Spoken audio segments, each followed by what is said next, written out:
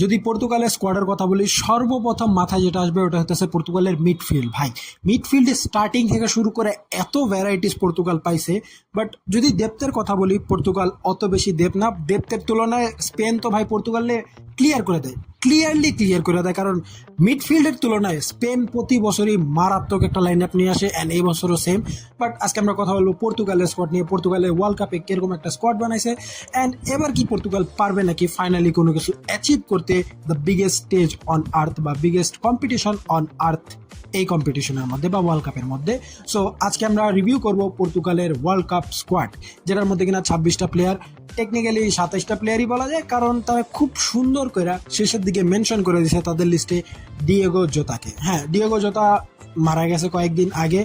সে এই world cup স্কোয়াডে খুবই ভালো একটা ভূমিকা পালন করতে পারতো, কারণ পর্তুগালের স্ট্রাইকার পজিশনটা অনেক ভোগায় মাঝে মাঝে। হ্যাঁ, রোনালদো আছে, তারপর গনকালো রামোস আছে, বাট ডিয়েগো জোতা যেই সিজন পার করতেছিল সবাই ধরে রাখছিল পর্তুগালের স্ট্রাইকার পজিশনে ডিয়েগো জোতা খুবই ভালো ভূমিকা পালন করবে। বাট আনফর্চুনেটলি সে মারা যায়। বাট পর্তুগাল খুব সুন্দর একটা জিনিস করছে, তার নামটা অফিসিয়ালি মেনশন করছে, একটু ফেড আওয়ে করে দিছে যাতে বোঝা যায় সে মারা গেছে। বাট জিনিসটা আমার ভালো লাগছে। তো যাই হোক, ডিয়েগো জোতার কথা বাদ দেই। সর্বপ্রথম আমরা শুরু করি গোলকিপিং পজিশন নিয়ে। ভাই পর্তুগালের যে কোচ, নতুন নতুন কোচ এসে, হ্যাঁ কোচের আসা মাত্রই তারা সর্বপ্রথম লিগ জিততে নিছে, আই মিন নেশনস কাপ জিতছে। কিন্তু ভাই তোমরা 4-4টা গোলকিপার কোন দুঃখে লয়ে গেতাছো? আমরা বুঝি, হ্যাঁ তোমরা যে মেন গোলকিপার আছে ওরে খেলাইবা, ও যদি ইনজুর হয় তখন বা যদি একটু রেস্টের প্রয়োজন হয় তখন আমরা সেকেন্ড গোলকিপার খেলাবো। যদি সেকেন্ড গোলকিপার ইনজুর হয়, যেটা হয় না কখনো, তখন যে আমরা থার্ড গোলকিপারকে নামাবো। 4-4টা গোলকিপার কোন জায়গায় ঢুকাইবা ভাই? বাট এদিক দিয়ে যদি তারা একটা ডিফেন্ডার ভালো অপশন নিত আরো ভালো হইতো, কারণ তাদের ডিফেন্সের অপশন অত বেশি না থাকলেও হ্যাঁ অনেক নামি দামি নাম আছে। লাইক যদি ফুল ব্যাকের তুলনায় করি ভাই, কানসেলো যে কিনা রাইট ব্যাক লেফট ব্যাক দোনো পজিশনে খেলতে পারে। বার্সেলোনায় এই সিজন যখন হাফ সিজনের পর আইছে, পুরো সিজন কাঁপাইছে। সো কানসেলোকে আমি স্টার্ট করব। হ্যাঁ, পর্তুগালের ন্যাশনাল টিমে ও অত চান্স পায় না স্টার্ট করার, but I guess he deserve the chance to start in the starting 11। And left back পজিশনে অলওয়েজ নুনো মেন্দেসই থাকবে, the best left back right now in the world. ভাই পিএসজিতে পুরো ফাটাইতেছে, যে প্লেয়ারই ও সামনে আসুক কাঁপাই দিতেছে, সবাই পকেটে ভরতেছে। সো নুনো মেন্দেসে স্টার্ট করবো। অ্যান্ড রাইট ব্যাক হিসাবে আমি কানসেলো রাখবো। হ্যাঁ অনেক অপশন আছে, বাট আমার জন্য কানসেলো থাকবে। অ্যান্ড যদি আমরা জুটির কথা বলি, ডিফেন্ডিং জুটি মানে সিবি জুটিতে, সো সর্বপ্রথম রুবেন দিয়াস থাকবে। এক্সপিরিয়েন্সড একজন প্লেয়ার, অত হাই ক্লাস কোনো ডিফেন্ডার না হলেও খুবই ভালো এক্সপিরিয়েন্স আছে, আর পর্তুগালে তার খেলা খুবই দুর্দান্ত ছিল। অ্যান্ড যদি ডিফেন্ডিং জুটির কথা বলি, তাহলে রুবেন দিয়াস আর গনকালো এই দুজনের জুটি খুবই ভালো মানে ফর্ম দিতেছে পর্তুগালের জন্য। সো আমি এই 4জনকেই আমি ডিফেন্ডারে রাখবো। অ্যান্ড এখন আসি মিডফিল্ডে। মিডফিল্ডে পর্তুগালের অপশন বেস্ট ভাই। যদি স্টার্টিং এর কথা বলি, the best midfield in the world cup right now, কারণ সর্বপ্রথম আছে ব্রুনো ফার্নান্দেস, যে কিনা এই সিজন ম্যানচেস্টার ইউনাইটেডের হয়ে প্রিমিয়ার লিগের টপ অ্যাসিস্ট প্রোভাইডার, প্রিমিয়ার লিগের হিস্ট্রিতে সবচেয়ে বেশি অ্যাসিস্ট দিছে ও। সো দুর্দান্ত সিজন কাটাইতেছে, পুরো ম্যানচেস্টার ইউনাইটেডকে একা টানতাছিল পুরো সিজন। সো ওকে আমরা অ্যাটাকিং মিডফিল্ডার হিসাবে দেখবো।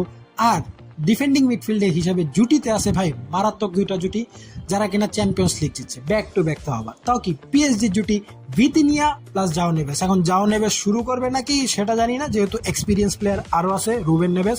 সো দেখা যাক এট দি এন্ড কি হয়। আমার মতে মিডফিল্ডের জুটি হবে Vitinha and Zhao Neves, and attacking midfielder হিসেবে থাকবে ব্রুনো ফার্নান্দেস। এই 3জন মারাত্মক লেভেলের একটা কম্বিনেশন দিতে পারবে। অ্যান্ড হ্যাঁ ব্যাকআপ অপশনও ভালো আছে, বাট অত বেশি ব্যাকআপও নাই। যদি ব্যাকআপের কথা বলি, স্পেন এই জায়গায় মাইল পার করে, কারণ স্পেনের মিডফিল্ডের ব্যাকআপ অলওয়েজই থাকে, এটা আগেও বলছি। সো এখন আসি আমরা অ্যাটাকে, কারণ মিডফিল্ড নিয়ে কিছু বলার কথা নাই। এই 3টা প্লেয়ার যে কি করতে পারে সেটা সবাই জানে, প্রতিটা ফুটবল ফ্যানই জানে। যদি এখন তুমি সিজনাল ফ্যান হয়ে থাকো ওটা আলাদা হিসাব, তুমি সব কিছু জানো না, তুমি নাম শুনে খুশি থাকো, তোমার জন্য ওটাই যথেষ্ট। বাট এখন আসি অ্যাটাকে। যদি লেফট উইং অপশনটা দেখি, লেফট উইং এ সর্বপ্রথম আমি স্টার্টিং এ রাখবো রাফায়েল লিও। হ্যাঁ বলাটা বেশি কনসিস্টেন্ট না, এই সিজন অত ভালো কাটায় নেই, বাট যেদিন রাফায়েল লিও দিয়ে আসে ভাই মারাত্মক খেলে। ও ডিফেন্ডারকে টেক অন নিতে পারে, ভালো ড্রিবলিং করতে পারে, ওর পেসও আছে, খুবই দুর্দান্ত খেলে। বাট ওর প্রবলেম হইতেছে ও কনসিস্টেন্ট না। বার্সেলোনার ফারান তোরেজের কথা মনে আছে? ওইটা। বাট ওর ব্যাকআপ অপশন আছে, যেটা হইতেছে জাও ফিলিক্স। জাও ফিলিক্স আল নাসেরে খুবই দুর্দান্ত সিজন কাটাইছে।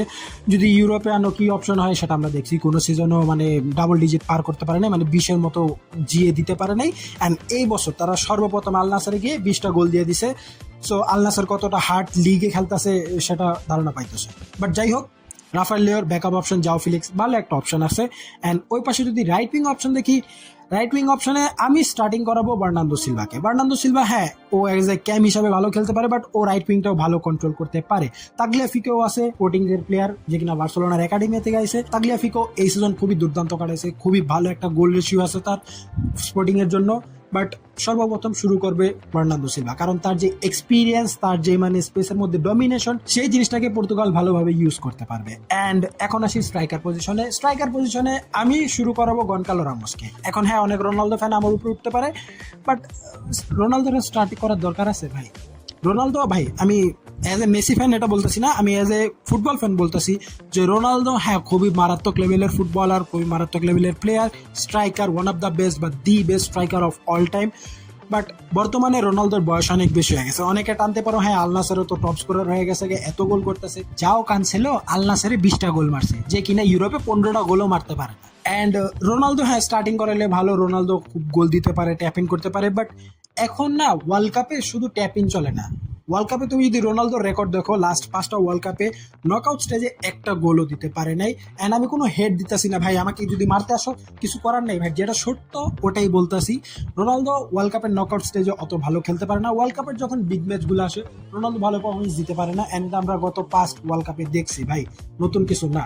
অ্যান্ড গনকালো রামোসকে এই জায়গায় চান্স দেওয়ার দরকার। গনকালো রামোস হ্যাঁ দেখতে পারবে যে বেশি গোল নাই, কিন্তু তোমার বুঝতে হবে পিএসজিতে স্ট্রাইকার পজিশনে খেলে দেমবেলে, সে জায়গায় বেশি স্টার্টিং পায় না, বাট যখনই স্টার্ট করে খুবই দুর্দান্ত পারফরমেন্স দেয়, প্রতি ম্যাচে গোল অ্যাসিস্ট দেয় যতগুলো ম্যাচ ও স্টার্ট করছে। সো ও ভালো একটা ইম্প্যাক্ট ফেলাইতে পারে। লাস্ট ওয়ার্ল্ড কাপে আমরা এটা দেখছি, যখন ও ডেবিউ করছে প্রথম ম্যাচে ও হ্যাটট্রিক মারছে, দ্যাট ওয়াজ ফিনমিনাল। অ্যান্ড হ্যাঁ রোনালদোকে স্টার্টিং করবা কি কারণে ভাই? রোনালদো তো ওয়ার্ল্ড কাপ জেতার ড্রিম না ভাই, ও তো নিজেই বলছে ওয়ার্ল্ড কাপ আমার ড্রিম না, মাত্র 6-7 গেমের একটা টুর্নামেন্ট, এটা কি আমার জন্য ড্রিম? তো আর স্টার্ট করার দরকার কি বলো? অ্যান্ড এখন এটা থেকে প্রশ্ন আছে যে পর্তুগালের এই স্কোয়াডটা কি ওয়ার্ল্ড কাপ জিততে পারবে? যদি আমি দেখি পর্তুগালের এই স্কোয়াডটা বর্তমানে বা পর্তুগালের ইতিহাসে দি বেস্ট স্কোয়াড এভার ভাই। পর্তুগালের পর্যন্ত যতগুলা স্কোয়াড আছে এভার, বেস্ট এভার। কিন্তু তুমি একটা জিনিস দেখো, পর্তুগাল এই স্কোয়াডটা নেশনস লিগ জিতছে ঠিক আছে, বাট ইউরোতে কিছু করতে পারে নাই। তারপর পর্তুগাল এই পর্যন্ত ওয়ার্ল্ড কাপে বলতে পারো তোমরা হ্যাঁ রোনালদো সবকিছু জিতাই দিছে, রোনালদো সবকিছু জিতাই দিছে, but the thing is Ronaldo সবকিছু জিতায় নেই, রোনালদো একা পর্তুগালকে টানে নাই। তোমরা এখন যে সিম্পাতির জন্য যে রোনালদো ভক্ত যারা আসো, পাগলে আসো, না না রোনালদো থাকতে তো কিছু আসলে না, রোনালদো সব আছে, এরকম না ভাই, লিটারালি এরকম না। রোনালদো কোনো টুর্নামেন্টে এমভিপি হইতে পারে নাই। যতগুলো টুর্নামেন্ট পর্তুগাল জিতছে, রোনালদো যদি স্ট্যাট দেখো ভাই, স্ট্যাট প্যাডিং যদি করতে চাও গোল অ্যাসিস্ট পাইবা, কিন্তু রেটিং বা ইম্প্যাক্টের কথা বলো নাই, টোটালি নাই।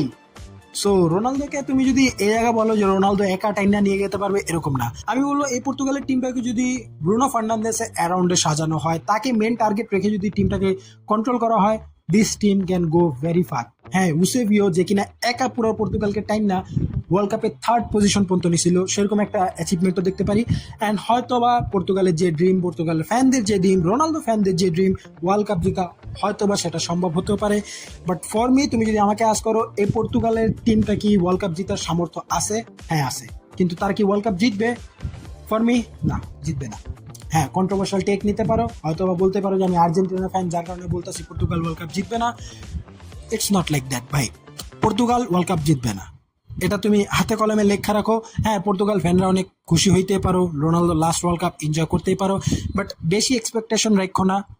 রোনালদো থেকে এক্সপেকটেশন রাখতে পারো লাস্ট ড্যান্স ওয়ার্ল্ড কাপ যাতে উপায় ড্রিম করতে পারো, বাট দিনের বেলা জেগে জেগে স্বপ্ন দেখা ভালো না।